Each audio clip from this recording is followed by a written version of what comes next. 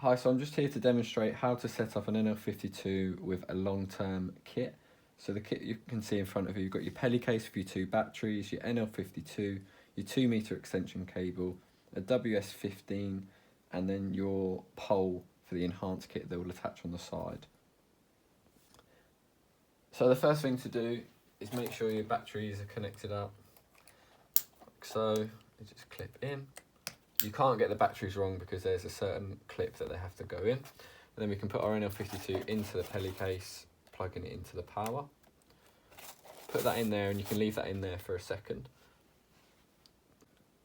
Next we're going to go through the WS-15. So it can be taken apart into 3 sections. You can unclip your clips here.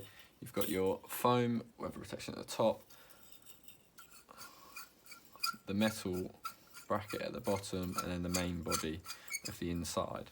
You can put that aside for a second. When you get sent out your WS-15, you may have this adapter in the bottom. You don't need this for the long-term kit. This is for a tripod, so you can take that out and get rid of it, but make sure you leave the screws in as you need them to attach the frame to the pole later.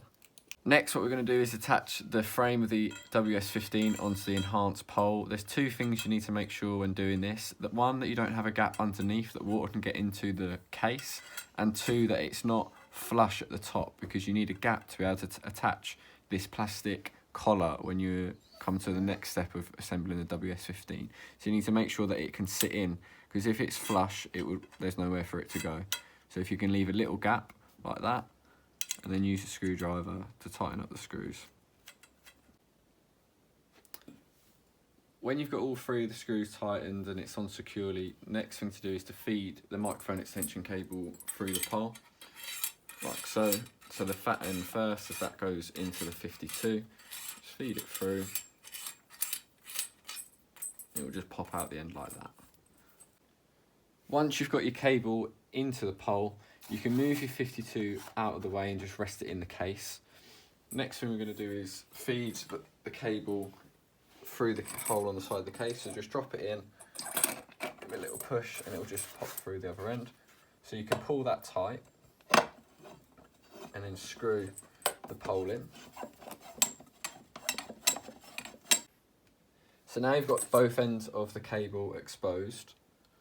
What we're going to do is take the microphone off the NL-52. How you do this is just a screw neck at the top of the case. So unscrew that. Once it's undone,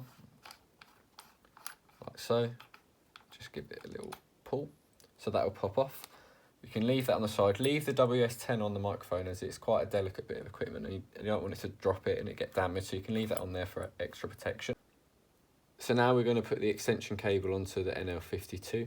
So what you can see is there's a little gap here that needs to be lined up with a little lug in the 52.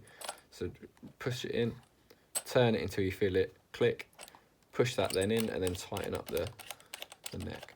Just do this finger tight, it doesn't need to be turned really tight on there. So that's one end done.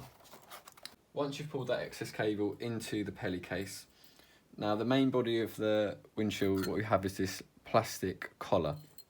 Now this is important, you need to make sure that you put it the right way up. So if you can see on here it's got writing. If you can read the writing on the collar, then you know it's the correct way. And also you want the tallest part to be sticking up. So once you've got this the right way up, what you can do is feed that onto the extension cable like so, where there's the gap, and push it up to the top. You can leave that like so. You grab the microphone, take the WS-10 off, and then attach the microphone to the extension cable, like so. Once you have the white collar attached to the extension cable and tight to the microphone, you just need to then push the microphone onto the frame of the WS-15 so it's all sitting on top, like so.